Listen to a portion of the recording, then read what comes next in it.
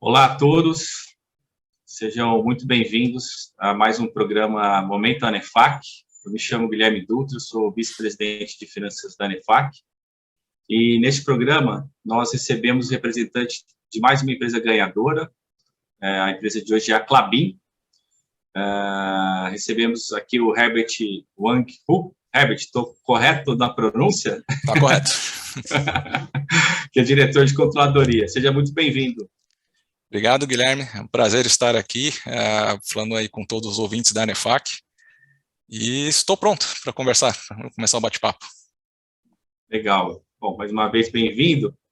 E a todos que nos assistem, né, nesse ano de 2022, nós chegamos aí à 26ª edição da premiação. E o tema desse ano é O Futuro é a Transparência.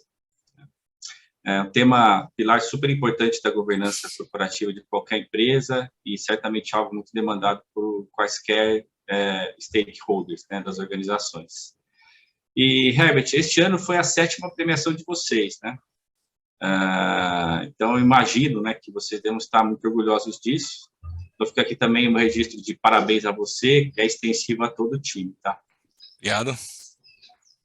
Então, vamos lá.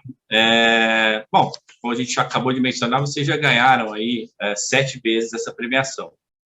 Mas eu queria ouvir de você quais foram os principais desafios que vocês enfrentaram na construção das demonstrações financeiras de 2021, considerando, né, todo o que envolveu aí a questão de pós-pandemia, né, algo que se estendeu muito além do que a gente imaginava, né, 2020 e 2021. Mas especificamente em 2021, quais foram os maiores desafios, que vocês enfrentaram na construção das demonstrações financeiras, considerando todo esse cenário, né, que o pós-pandemia trouxe, em termos econômicos, desafios de tecnologia, tudo isso? Olha, Guilherme, eu posso dizer que esse prêmio 2021 é uma jornada, tá? Essa jornada foi muito desafiadora para a Klabin, no sentido de evoluir na construção e preparação das demonstrações financeiras. E para dar um pouco do que nós passamos, eu acho que muita gente vai se familiarizar com o que eu vou contar, a gente precisaria retroceder até 1990, até 2019, finalzinho de 2019. Tá? Nesse momento, eu lembro de estar caminhando dentro da nossa área de Centro de Serviço Compartilhado, em Otacílio Costa, e já começando a ter algumas notícias sobre a pandemia lá na China, que estava se iniciando, eu olho para o lado e vejo que metade dos micros do time lá eram desktop. E aí eu chamei a gestora da área e perguntei rapidamente o que aconteceria se por algum motivo, né, a gente não conseguisse entrar na planta. O que nós faríamos? Assim, a gente consegue entrar nas notas fiscais e dar continuidade à nossa operação?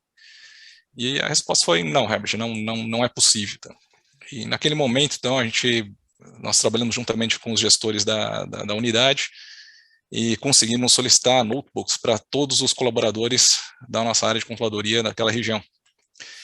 Incrivelmente, esses notebooks chegaram uma semana antes de começar o lockdown. Então, se não fosse por essa ação, dificilmente a gente conseguiria dar vazão ao processo aí de fechamento contábil e também certamente a gente teria parte da nossa operação impactada por não ser possível a entrada de nota fiscal e nem a emissão de nota fiscal. Então, a nossa jornada começa nesse momento, 2020, tá?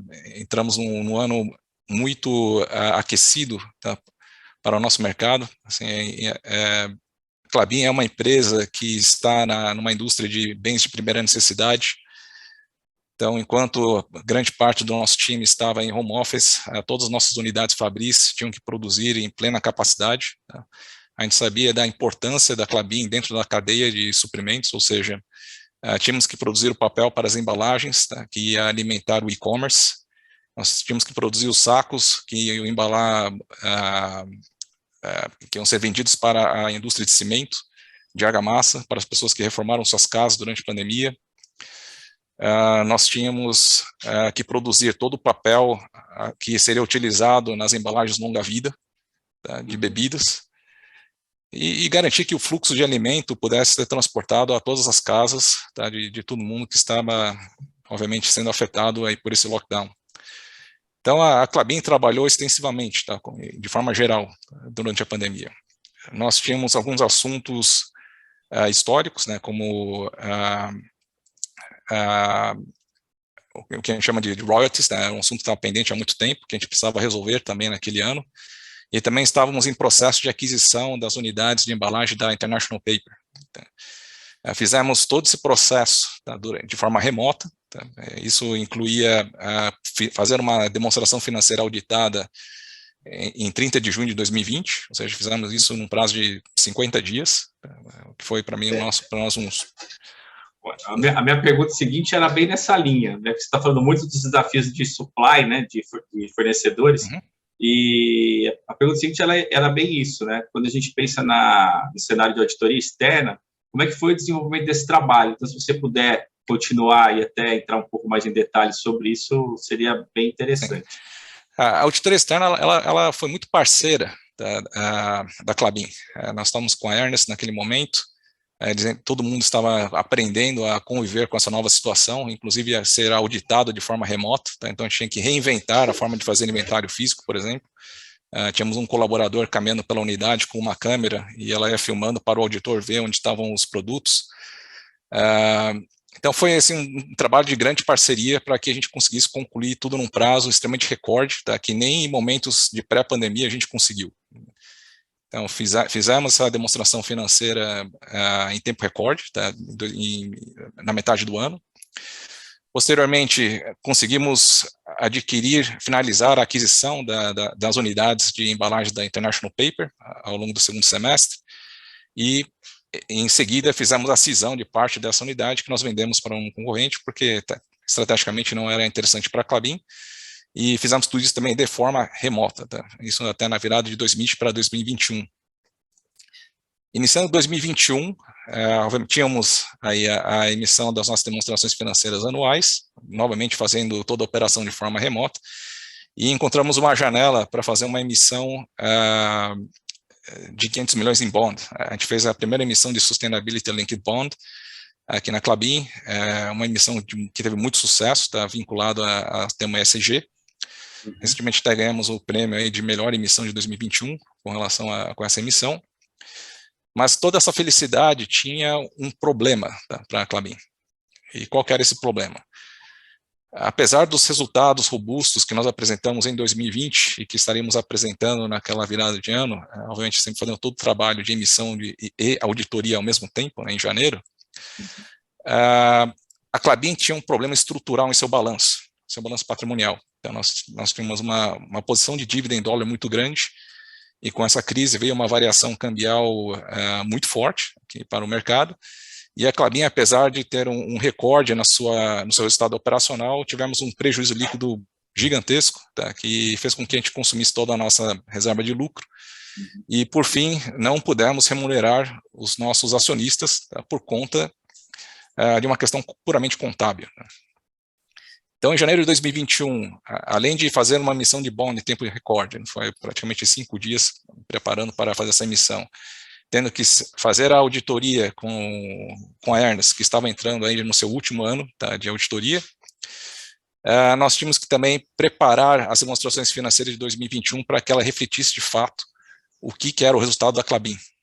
E foi aí que conseguimos autorização, dentro do nosso rito de governança, para implementar a contabilidade hedge, tá, dentro das nossas demonstrações financeiras. Conseguimos fazer toda essa estruturação. Posso dizer que teve algumas novidades aí, até com relação a um instrumento utilizado, que foram os swaps, e tivemos bastante apoio das Big Four com relação a isso, e conseguimos implementar a contabilidade hedge, e com isso, ao longo de 2021, passamos de fato a demonstrar no nosso resultado líquido a realidade da performance da Klabin no mercado. Aí só para pontuar, né, swap que vocês fizeram um cambial que era dólar, CDI, a taxa? Isso, a gente estava convertendo operações, dívidas em reais para dólar. E aí, obviamente, tem todo aí as discussões sobre a documentação necessária para fazer o suporte, né, para se justificar a contabilidade hedge, teste de efetividade. Tivemos bastante apoio das Big Four nesse sentido, 3 delas, né, nos ajudaram nesse sentido. E no segundo semestre de 2021, a Klabin finalmente voltou a remunerar os seus acionistas, tá? E hoje nós temos uma demonstração financeira muito mais transparente, tá? Que demonstra de fato a realidade, a performance financeira e econômica da Klabin. Então, esses foram os grandes desafios de 2021, além de, obviamente, mudar toda a estrutura, né, do nosso, do visual, né, da nossa demonstração financeira. Tivemos também uma troca, uma oxigenação do time da contabilidade, tá? Demos muito mais autonomia, educação continuada. Esse era um ponto interessante até que eu queria ouvir de você, né? E você vem explanando, você falou de uma série de elementos muito interessantes aí, que ajudaram muito na qualidade, né, das demonstrações financeiras. Mas quando a gente pensa, por exemplo, nesse elemento de educação continuada, você acha que isso foi um ponto importante para o time? Enfim, queria também ouvir isso, né? A educação continuada pode ser pesado, né, ou não, né, na construção de uma qualidade de demonstrações, das demonstrações financeiras. Então, a educação continuada é muito importante, tá, para manter o time atualizado. A gente entende que para você ter uma demonstração financeira transparente, nós temos que ser muito coerentes em termos, as informações têm que ser coerentes entre si, né?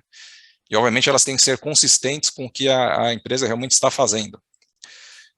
A gente entende que a educação continuada, ela permite que os preparadores das demonstrações financeiras tenham um conhecimento muito mais apurado, tá, para conseguir refletir da melhor forma o que de fato está acontecendo na empresa.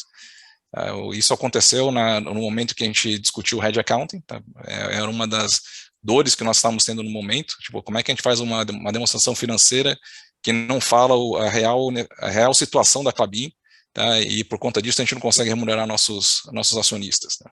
Então, isso foi um dos exemplos, tá, que nós tivemos em 2021. Obviamente, tivemos uma revisão geral dos nossos números também com a participação dos nossos auditores externos, né, que fizeram bastante pontuações importantes para que a gente repensasse, né, como a gente apresenta as informações. E também trabalhamos internamente na revisão de como criar tabelas, gráficos, que conseguisse mostrar a informação de uma forma mais clara ao nosso público. Acho que um dos efeitos que essa pandemia trouxe para nós também, para dar um exemplo, em setembro de 2020, nós tínhamos em torno de 150 mil CPFs de acionistas, pessoas físicas. Hoje nós estamos com um número de 350 mil. Né? Nós tivemos um aumento de 200 mil novos investidores, pessoas físicas, e a gente entende que para ter uma transparência grande nas nossas demonstrações financeiras, a gente tem que conversar com esse público. Tá? 60%, tá, desses acionistas, eles investiram até R$1.000 na Klabin. Esse é o valor investido em ações da Klabin. Então, hoje o time da contabilidade, né, ela tem a dura tarefa de conseguir, de tentar desenvolver uma linguagem que seja acessível, tá, que as pessoas consigam, de fato, compreender. Eu acho que em 2021 esse objetivo foi atingido, tá? Acho que até justifica também um aumento de pessoas físicas investindo na Klabin, mas certamente nós temos espaço para evolução e a gente espera que agora em 2022 essa evolução continue e que a gente permaneça dentro do páreo aí entre as melhores demonstrações financeiras do mercado. Legal. Tem um aprendizado aqui com você. Até não está muito na pauta aqui do que a gente estava conversando, mas você falou que aumentou bastante o número de CPFs, né, de investidores da Klabin. Como é que você vê, por exemplo, o papel de plataformas de investimento nessa grande disseminação, desse aumento? Você acha que isso fez diferença também? A publicidade, sim, tá?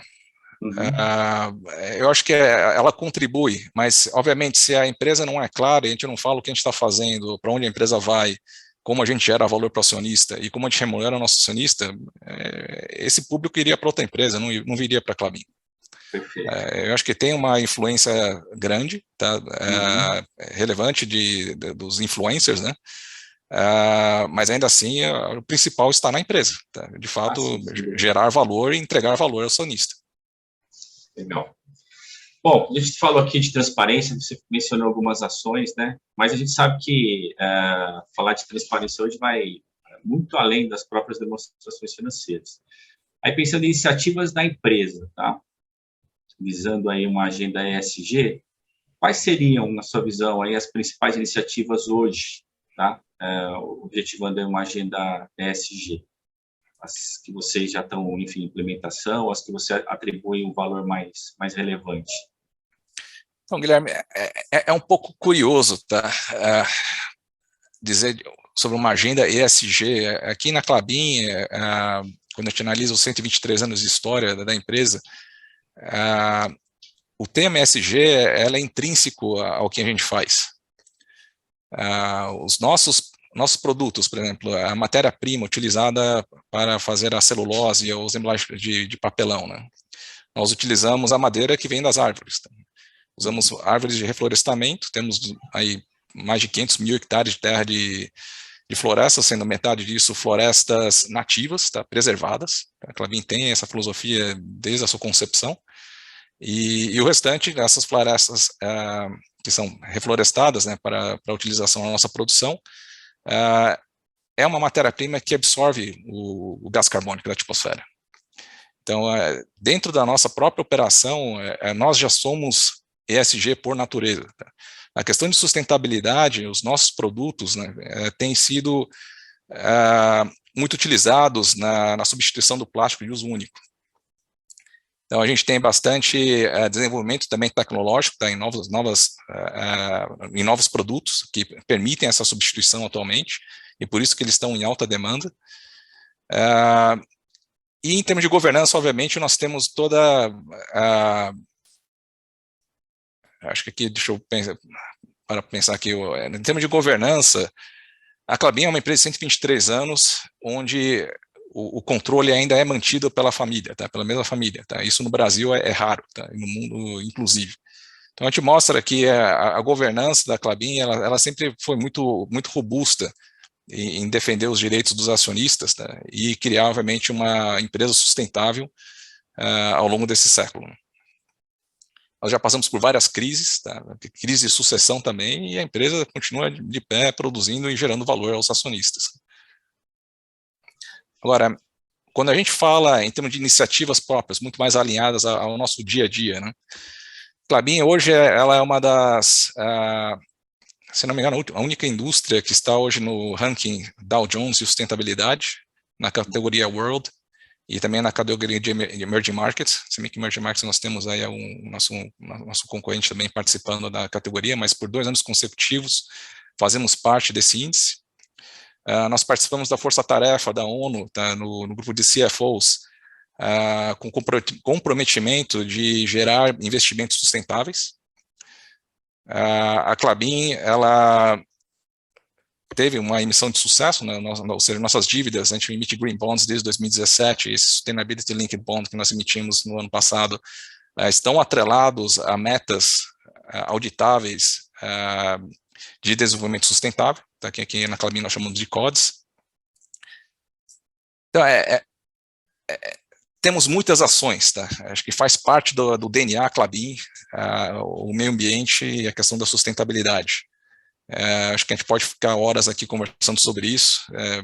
Aí o que eu recomendo também a qualquer ouvinte que estiver interessado a entrar no nosso site de RI e acessar a nossa página de sustentabilidade. Lá nós temos todos os índices que nós utilizamos para informar ao mercado como é que andam os nossos comprometimentos, né, em termos de redução de emissões, uso de água, proteção ao meio ambiente.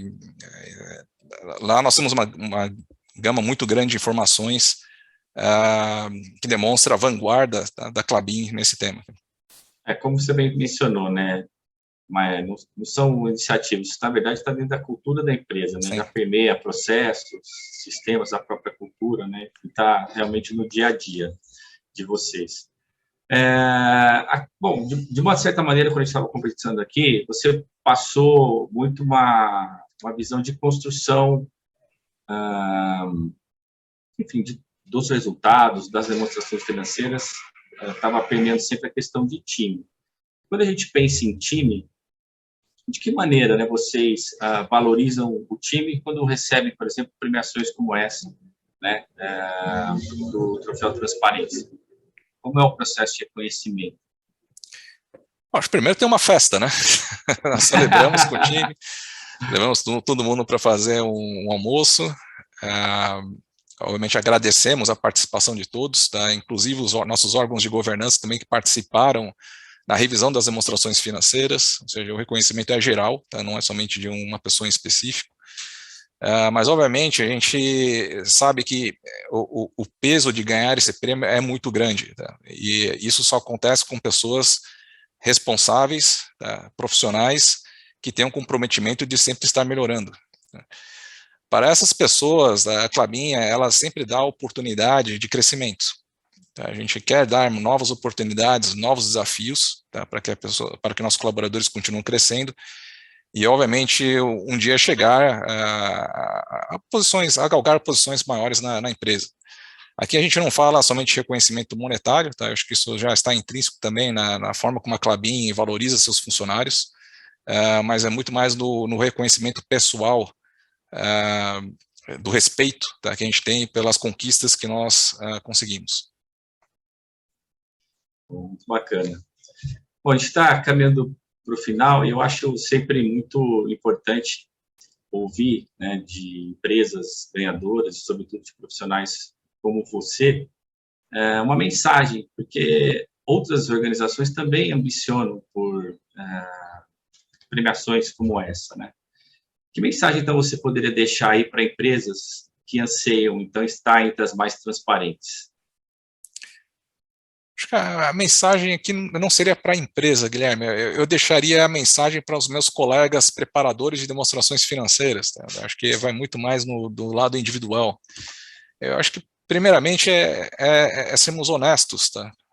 Consigo mesmos. É a gente entender onde nós estamos, tá? No momento de maturidade, tá? Não somente da questão profissional, mas também a maturidade da empresa, em gerar os controles necessários para que a transparência seja de fato sustentável.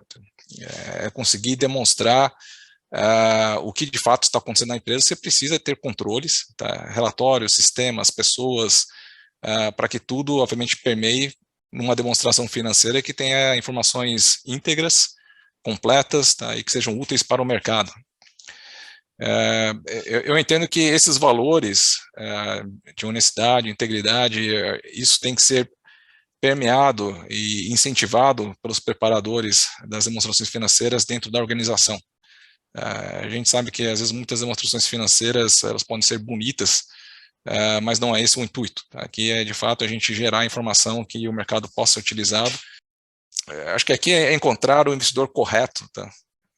Para cada uma das suas empresas. É aquele que, obviamente, se interessa pela sua organização e pelo retorno que você tem a oferecer. Uhum. Acho que as questões também, quando a gente pensa, elas vão muito além do resultado financeiro, né?